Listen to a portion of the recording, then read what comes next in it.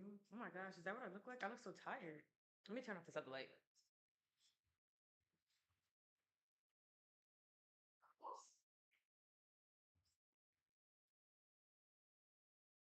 I feel so tired. Oh no, the flyaways are crazy. I'm so proud of how I did my hair.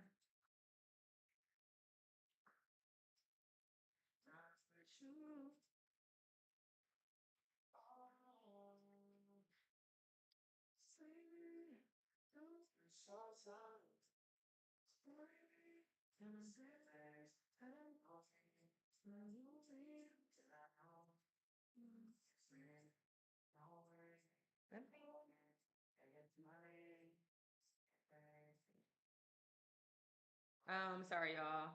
There's nobody even on here yet, but let me just type the talking points that I want to make into the chat. Is this too loud? Turn it down some. Drake was being loud. So that way, as people join, the talking points are already in the chat for y'all to see. And I'm just gonna go through them because I really don't want to be on here too long. Since I feel like a majority of my channel, ever since the start of my LOA, July of 2024, my entire channel has essentially been dedicated to how to overcome academic setbacks. But there's nothing wrong with a concentrated discussion. So we're just gonna go. Okay, one radical reframe. Is that about it? Two, deep self-reflection. Three, cool. Hello. I hope you're having a good night. I'm just putting the talking points in the chat so I can move through them. New approach. 5. Keep a journal. And then 6. Keep faith / hope. Okay, is there a way that I can pin that? Oh, nice. But yes, hi. I'm gonna get started talking soon.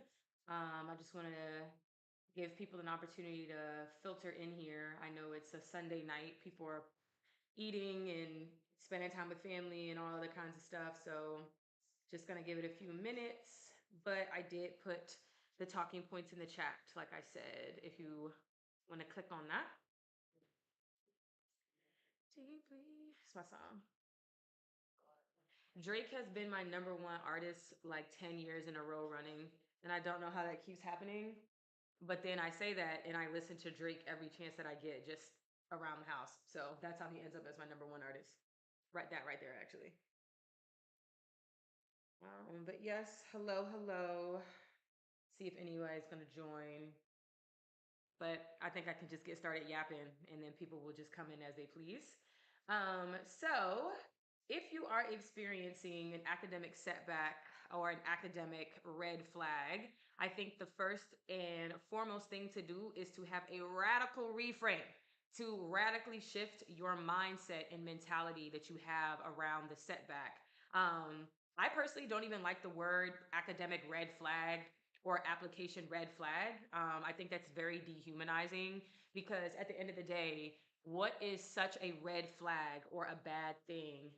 I thought we were just yeah, no, I got deep into my Drake bag this year, but yeah, in terms of labeling things as academic red flags, I feel like it's definitely dehumanizing to yourself. I dislike that language very strongly because what if you needed to take let's say you took a year off in your academic progress, or you needed to retake a course, or you needed to do a gap year or whatever, why is that a red flag? Why is that considered a bad thing or whatever? I don't think that makes sense because there are a myriad of reasons that go into why somebody may not be progressing academically in one linear path. And there are multiple ways to skin a cat. At the end of the day, so long as you reach the finish line, what does it matter the process of getting there? And it's so funny with me being in medicine and getting into my 3rd year coming up in March. The more that I learn about just the field, the less perfect it actually is. And the more that you realize it's a bunch of nonsense. Like people are quite literally making it up as you go. And so I think that that's just an unfortunate remnant of old hierarchical principles and beliefs that the people who are in the system have to be compliant on a specific program, and to be non-compliant is considered a bad thing. But again, I think that's just old mindset thinking. You'd be surprised how many things you can circumvent simply from knowing the right people, how many things you don't even have to bother talking about if you know the right people, how many things get overlooked if you do something else. And so it just makes no sense to psych yourself out and freak yourself out about, oh, my career path isn't going the way that I thought that it would, and it's going to mess me up in the future. It's probably not. I'm going to be real with you. I have run across so many people at different stages of their careers that have different levels of setbacks and mistakes and red flags, and are still exactly where they want to be in life. I know program directors of entire residencies who have like not passed step one in the past, who have let down and disappointed family members, had lawsuits filed against them, all kinds of things. If you really were to dig into the work record, not even just the student record of leadership in whatever institution that you're at, I promise you that they're not as flawless as they're trying to make it seem. And that's just important to remember, because if you are beating yourself up and you're entering into a space with your head down, you're just giving people a reason to doubt you. You're giving people a reason to doubt you, instead of letting them find out for themselves. Essentially, like, you're almost letting your failure speak for you, and you definitely don't want to do that. I know it's easier said than done, especially if you have a lot of individual goals and individual things that you wanted to set out and accomplish, and if it feels like you're not going to get there at that moment, it can be anxiety inducing. I understand that, but it is so important to have the right foundation of a minor setback for a major comeback, or whatever corny belief or saying that you want to use. It's important to have that, because otherwise you're just going to make the process a lot harder. And the process is, to point number two, to do a deep self-reflection. That is the next step. You want to be able to sit down and be very honest, brutally honest with yourself about what went wrong. Let's say you had issues with studying, or you had issues with focusing, or you just, I don't know, you had issues going on in your personal life, your family life, your love life, that acted and served as a distraction. Whatever those things are, you need to take the time to identify them and figure out ways to either get rid of them, improve them, or work around them. Because not every obstacle in your academic path is removable. I think that's also important to acknowledge. For example, I cannot remove the fact that I have ADHD. ADHD is a chronic condition, so that is now something that I have to learn how to work around and work with in order to still achieve the goals that I want. In particular, learning what medications work best for me. That's a concrete example.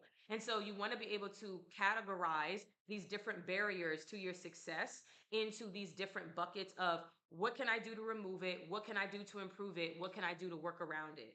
And I think keeping a journal, I said that as one of my other points. I put that at like point number 5, but honestly, I should have put it up here, because keeping a journal and keeping a running record, a running log of that is it's key. It's key so you don't fall into these same traps.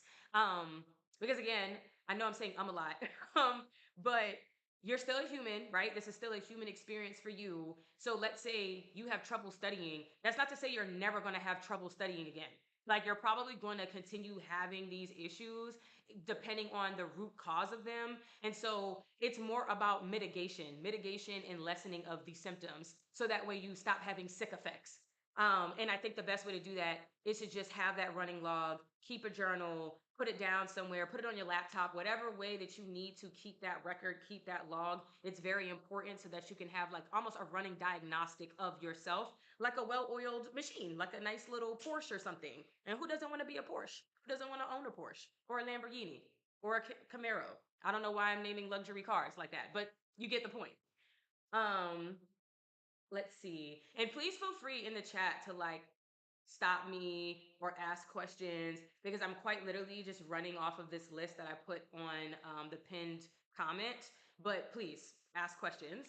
Uh, the next thing is identifying who to talk to. So if you have an academic setback that is going to take you out of the curriculum process, and you're actually going to be in a leave of absence, or you're going to need to repeat a course, whatever the case is, you need to know who do you talk to get that process started. And I know that it can be very daunting, and you might have the urge to feel apologetic and remorseful and, oh my goodness, I can't believe this. Please, y'all, don't do that. Don't do that. Don't, again, walk into any situation that you have with your head held down, because you're just a person, you're just a boy, you're just a girl, and like that's okay. So instead, you want to have an attitude of, hey, what do I need to do in order to move forward? Show confidence and show a commitment to wanting to improve and do better to whoever it is that you have to speak to. Sometimes these channels are readily made available to you. So if you have an advisor, they might tell you who to go and talk to next, or the person is going to directly email you. But just in case, you can be proactive as well. I personally prefer to reach out before I'm reached out to whenever I'm having issues, because I think it goes a long way, as I said, to demonstrate that you are committed to getting through this period. So you can look on your school website or whatever other website. I don't know. I'm saying school since this is an academic struggle upload. So you can look on your school's website. I also think it's important to have somebody that's a just straight up advocate of you, because that person might not be your advisor.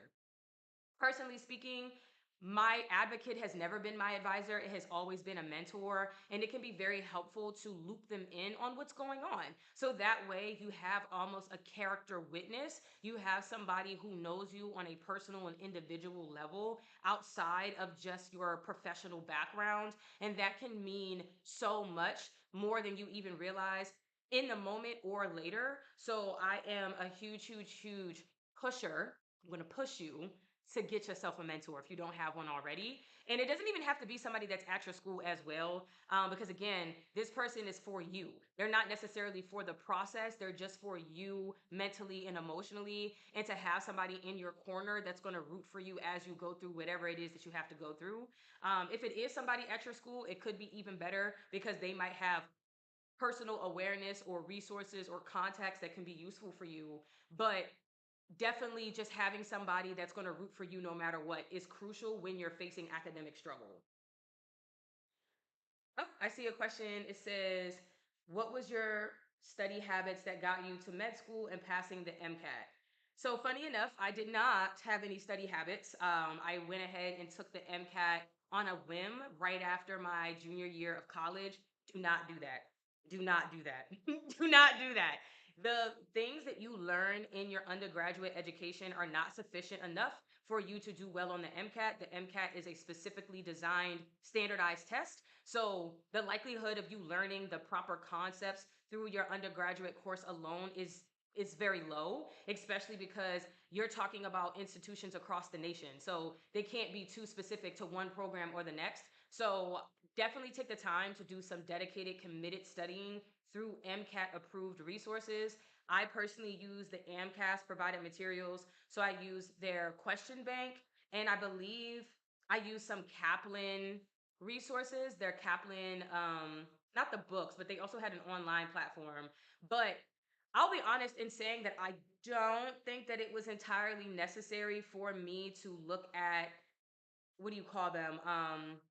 Like foundational learning, because the test is so specific. Learning the testing strategies and how to answer a question was what helped me radically improve my score and radically improve my studying. So that would be the biggest thing in terms of getting in, passing the MCAT and getting into med school. Because even writing the med school application is a matter of figuring out how to advertise and pitch yourself. So these are all strategies more so than actual foundational knowledge and learning. I will say that. And yes, that was on my academic record, on my MCAT record, my med school application, that I took the MCAT twice and nobody ever asked me about it. Just to be honest, I think that's another important thing to note, that when you have setbacks and struggles, the amount of times that you think people are going to bring it up and ask you about it are way lower than you realize. I never had somebody ask me, oh, why did you need to take the MCAT twice? I don't even think they mentioned the MCAT period. They did not care. And I still got interviews to all of the schools that I applied to, except for one. So if you don't mind me asking, what were your stats? I hate this question. Not because I don't get where it comes from, but I think it skews the picture of what I say. I did have a 4.0 GPA. My science GPA was a 3.89. I did graduate as valedictorian. I also was a D1 athlete. So I had a lot of things on my application that were considered impressive, but it was more about how I talked about those things. It wasn't that I didn't have difficulties, because as I said, I took my MCAT twice. I was a transfer student. Being a student athlete and studying was definitely not easy. And then when I got into med school, all of these things that supported me as an undergraduate student collapsed once I got into medicine, because the rigor is 10 times more difficult. Like, nothing would have prepared me to be successful in medical school in undergrad. I'm gonna just be real. I don't think it's possible, because the things that you're learning in medicine are just so different. They're so different. The rate that you're learning it, the things that you have to understand and keep track of, and then also the extracurricular demands. Me being a student athlete pales in comparison to the amount of work that I have to put in to keep up with my research, to keep up with leadership, to then keep up with studying. This is by far the most that I have been stretched in any period of my life. And I'll say that me being on a leave of absence right now and going through another academic setback, I think actually better prepares me moving forward, because the rigor only gets worse. It does. It doesn't get better. This whole idea of, oh, it'll be different once you become a resident. I have never heard a resident say that. I have never heard a resident say that. I've never heard an attending say that. They tell you it gets harder and harder every single year. And so, what I think is less important is being flawless in your stats and learning how to overcome setbacks, overcome things when they're not going well, and how to learn from it, how to pitch it and market it when it comes to just like your future career progression. I quite literally have an entire document, y'all, where I'm just talking about my leave of absence and all of the things that I have taken away from it, and how my leave of absence is going to better prepare me than any other candidate who does not have a leave of absence on their record. Like, I have turned my weakness into my strength, and that is way more important than never having bad stats. Please believe me when I say this. Please believe me when I say this. I have never gotten a position in medicine or grants, awards, anything from being a good student. It has always been the way that I've talked about being bad. So um, I think that that also goes into the fourth point that I was going to talk about, which is um, sorry, I'm also looking at the chat, which is to find a new approach. Um, I think a lot of the things that are taught to us as students are flawed, because, again, they're old, and they're coming from people who are also old. And they actually are not as in touch with the inner workings of what's going on currently in any academic space, medicine, law, whatever. There's a lot more conversation about holistic review, and that's real. Please don't let people discourage you into thinking that it's not. It definitely is. And even on residency interviews, the fact that they don't even ask you about your resume, they ask you crazy things like, if you could be a piece of, I don't know, an ingredient, what ingredient would you be? I had a friend tell me that that was a legit question that she got asked in her residency pathway. If you could be a movie, what movie would you be? They care more about how you talk about yourself than anything else. And I just think people have a harder time talking about themselves when they're not perfect. But I promise you, perfection is not a requirement to be successful. uh, an undergrad genius, but what do you think needs to change to have success as an M1 or M2? Because I heard you can't memorize like an undergrad. Um, undergrad genius is crazy. Undergrad genius is crazy. Thank you.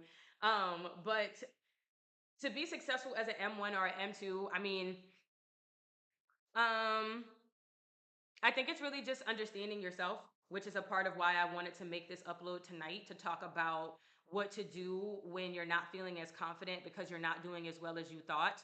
90% of any academic space is just believing in yourself. I'm going to be real. I have run into a plethora of incompetent people in leadership roles. And I'm not even saying that to be funny. I shared another live or upload somewhere where I talked about being in a space with this oncologist and hearing how awful he spoke about one of the patients that he had just biopsied, and just bad behavior, bad character. And a lot of times when you hyper focus on the successes and how to do well, just from an academic standpoint of locking in on the study methods and locking in and making sure you get a certain grade, I think you lose a lot of the important nuance that actually makes you successful overall in the field. I mean, of course, you want to do well to pass your exams, but passing your exams and doing well on your exams is a matter of knowing yourself. What study techniques work for you? What study tools work for you? I plan to make an upload about what study tools I liked and disliked and how I used them or didn't use them. But really, just knowing yourself very, very well, is the key to most of these professions. I'm sorry if that wasn't very specific, because there are some people who memorize. There are some people who actually do memorize content and do very well just straight up off of straight up memorization. There are people who do transcribing of their notes. I'm a person that's, I guess, classified as a transcriber or an outliner. And so if you don't understand how your mind works, if you don't understand how you're set up mentally and emotionally, it doesn't matter what study tools or techniques that you have, they're not going to work for you because they're not going to be able to penetrate the way that they need to, if that makes sense. Um, so I'm just gonna circle in like my last talking point so that way I can talk freely with you all in the chat. I know there's only like two of you right now, and that's okay. Somebody will see this later and maybe have questions later. But as far as keeping faith and keeping hope, it can get it's very easy to get lost in the politics of academic spaces because there are a lot of politics. There are a lot of secret hidden curriculums and rules that you're supposed to follow that maybe you don't know that you're supposed to follow. And then now you have the stress because, well, you heard that you have to get, I don't know, a 260 on step 2 in order to be a surgeon, and you're hearing all these things through the grapevine, and you lose sight and you lose track of your own pathway. I promise you, whatever advice that you're getting, even advice from me, even with my platform, as many videos as I upload, as much as I share, there is no way that I'm going to be able to give y'all all of the nitty gritty details about how I'm moving forward in my career. There is going to be a certain degree of nuance. I know that I keep saying that word, but it's a great word. There are nuances that are going to get lost in translation from my mouth to your ears. And so what's more important is figuring out how to make your pathway and your process work for you. So that way you're not doing the most. You're not doing the most trying to play catch up and try to play this game that was never built and structured for you to win. It's better if you design your own little pockets, own little bubble to, progress forward in whatever space that you're in, medicine, law, whatever space of academia, because it's just too much. There's too much being lost in the sauce that you're, gosh, I wish that I could be honest about all of the stuff that I've seen so far just in the years that I've been in medicine. I think I've been in it now for going on 3 years. All of the secret society type of stuff and things that people pay for, things that people get away with. I know I shared this in another upload how I was offered to have my volunteer hours on my med school application faked. I was going to get 200 hours worth of fake volunteering written off on my application from somebody that was at a prestigious hospital system. Like this is one of the best hospital systems in the world. And this lady was looking me dead in my face and was like, "Yeah, you don't need to go volunteering. I'll just say that you did it with us." Please, please, please, please, please, y'all, stop killing yourselves trying to be goody two shoes and buy the book for a system that is rigged. That does not mean don't try your best. Of course, try your best, but take some weight off your shoulders. Take some weight off your shoulders and trust and believe that so long as you're doing what is best for you and what works best for the way that you think, function, breathe, live, exist, it's all going to turn out for the better. It's all going to work out in your favor in the end. I promise you, I promise you, I promise you. I cannot wait to finish my 3rd year and my 4th year and show y'all, look who made it to residency. Look who still matched into what she wanted to match into despite her setbacks. Because people don't like to talk about that either. It's so crazy how often I hear the bad things from program directors and all these other people in these leadership spaces. And it's like, why don't y'all talk more about that? Why do y'all as leadership not talk more about your individual setbacks and the things that you've had to work through? Why are you making it seem as if perfection was the only pathway to success and that that's the pathway that y'all were on? It's so odd how much talking about failure is shamed in academia. I mean, even on social media, the amount of times that I have seen my mutuals share something about failing a semester or failing an exam, and I open the comments and it's people being like, you shouldn't say that. You shouldn't talk about that because you're going to make patients nervous and patients aren't going to like that you're what? I have, as a patient, never asked my doctor if they failed something. I don't care because clearly you're good enough to be a doctor. The thing that I'm going to care about is if you treat me well and if you keep me informed and if you keep me comfortable. So long as you're doing those things, I could give a rat's ass about what you did freaking 20 years ago. That's none of my business. Heck, even if you're a crappy individual in your personal life, that's none of my business. Just don't be crappy to me.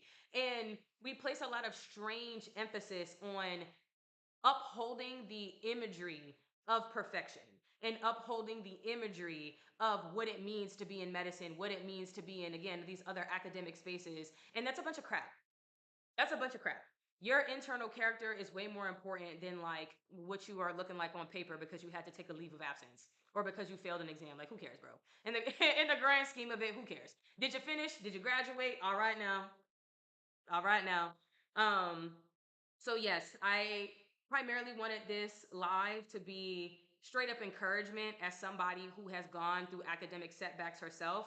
Academic setbacks that I didn't think that I was going to have since I'm quote quote an undergraduate genius. I hope that y'all can imagine how thunderstruck I was to be going through the things that I'm going through now in medicine when I quite literally had no reason to believe that I would struggle to the degree that I am. Granted, I didn't know that I had ADHD, but even still, like to have these periods where I am at a loss and I don't know what to do and I'm scared and I'm crying. I never thought that I would be at such a low point in my life. And yet we move on and we move forward and we do better. How do you handle being in a space where you feel different from everyone else and working with people who have assumptions that make you uncomfortable? That's a great question. Um, hmm. Because not only, unfortunately, do you have to deal with people who make false assumptions of you, you then have to worry if you are falling into, stereotype bias, right? Like my friends and I have these types of conversations all the time of not wanting to be, because obviously I'm a Black woman, not wanting to be the Black student when there's already these negative stereotypes when you hear things like DEI hire and, oh, you're only here because you're Black and like things like that, and how much it affects us mentally and emotionally to think that we are letting these people win, that we're letting these people feel correct in their false assumptions. And I think the most important thing is fuck those people. Like, excuse my language, but like literally F them. Like, middle finger to those people. Like, you cannot live your life worried about the attitudes and the opinions of people who don't ever have to walk a day in your shoes.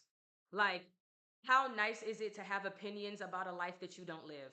And I think that once you are aggressive about that, aggressive about not allowing these people to get to you, it becomes a lot easier because then you are able to look at the place that they're really speaking from. A lot of times, these people who have opinions and attitudes really have no room to talk. You think that they do because they're bragging and they're flexing, but a lot of times it's a lot of smoke and mirrors. I actually was planning on making another upload about my research situation where I was talking about how I had a mentor that I used to look up to essentially try to steal my work. And I'm now going through this entire process, like through my school formally to protect my intellectual property. And the way that I was analyzing what was going on, I had to sit back and go, oh, you do this, you do this, you do this thing where you steal the work of your students and put your name on it. And it looks like you're also, prolific, like you're doing all of these projects and you're doing all of this work when really it's the students that you're eating off of. And once you take a step back and realize that these people aren't all of what they, make themselves out to be, it becomes a lot easier to ignore them. Honestly and truly, I don't say this to be cocky, egoistical, mean, or like I'm so much better than, or I don't have my own flaws, but I quite literally have only ran into maybe one person in my time in medicine, my entire time in medicine, including undergrad, that was actually as good as they were talking that they were. Like they were actually who they said they were. Everybody else, even my mentors that I love, there are sides, elements, and components of them that make me realize, like, oh, okay, I was putting them unconsciously on a pedestal because of a title, because of their background. And you have to check yourself. You have to check yourself to make sure that that's not what you're doing. And it's hard because it's very easy to do, but you have to just continue to have conversations, honest conversations with yourself. I kid you not, meditation and self-reflection are key to doing well.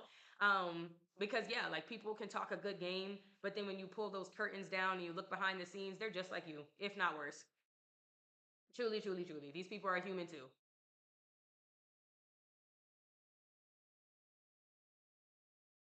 So I don't know if that like entirely answered the question, or if y'all have any other questions. But yeah, because the I think the key thing, the main point is that all of this is a mind game. Um, I think if you read, you know, those like what is it, 48, is it 48 Laws of Power? I've actually never read that book, but there are so many books centered and focused around conquering the mind.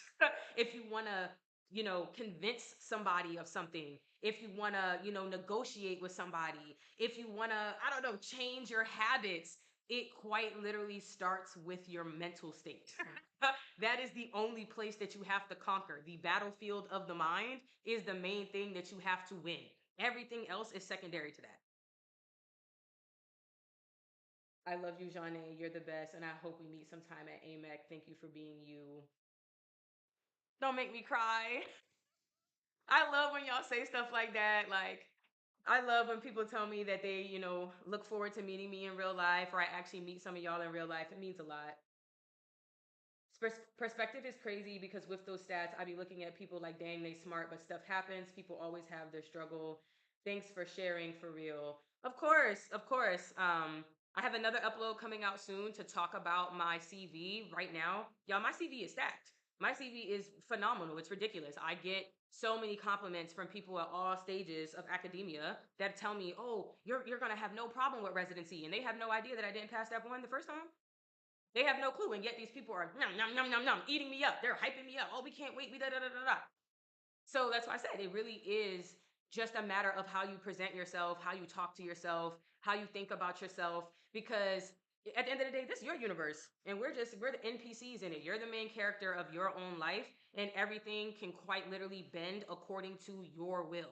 If you believe that you are a winner, if you believe that you're going to make it, that is what's going to happen because you are going to start unconsciously moving and behaving in ways for that to become a reality. If you enter spaces thinking that you're less than, if you enter spaces thinking that people are correct in their negative assumptions about you, then that's going to be the truth of you.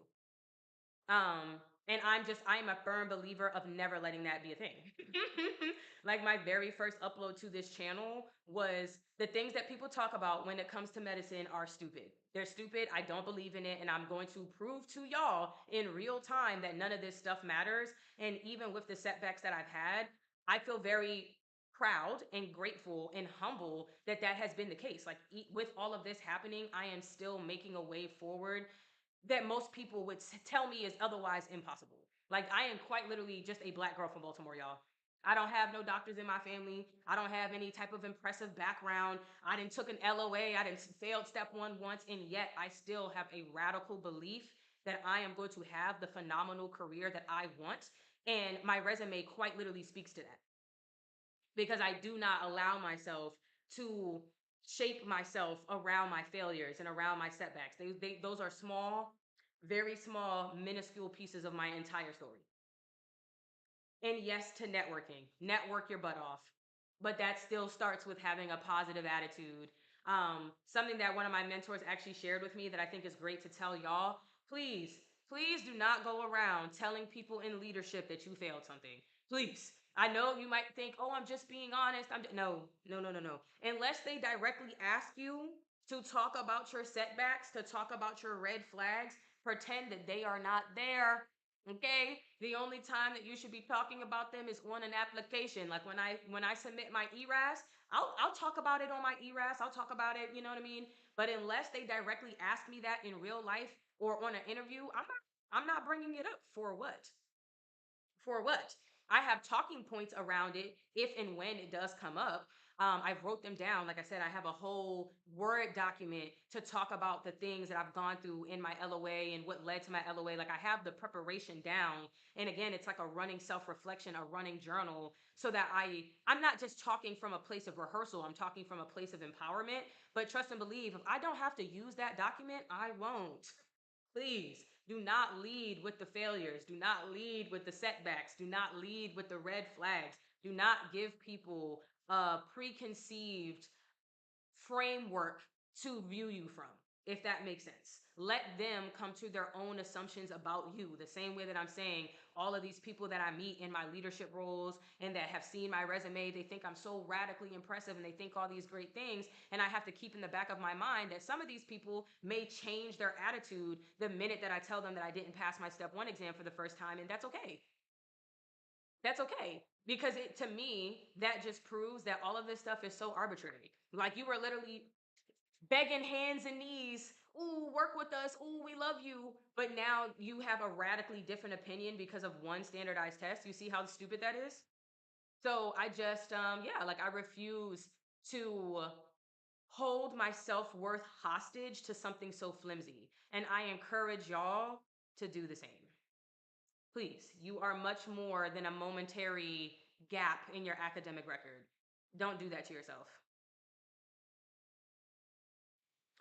So yeah, that's the end of the advice that I can give on this topic. Again, if y'all are in the chat and you have other things that you want to ask, please feel free to do so. Otherwise, go on in the chat and tell me good night, and I will wind this live down, and it will be an upload. Usually it takes about a day to process, and it'll be available for everyone to view. I mean, I just hope that this has been helpful. I'm sorry if it gave more life coach than anything else, but I'm so for real. I think everybody needs a life coach. A life coach, a religion, something to keep them going, because all of these other technicalities, they just don't matter in the grand scheme of things. They just really don't. So yeah, that's all I have. Where's my water? I was yapping. I was running my mouth.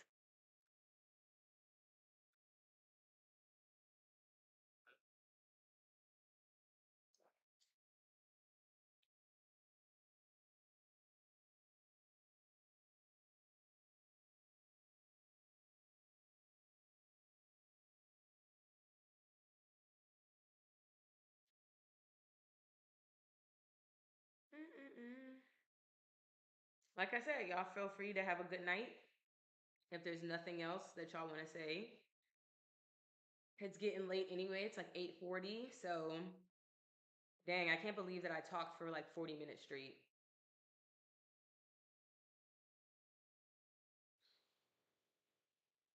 Oh, not the messenger track.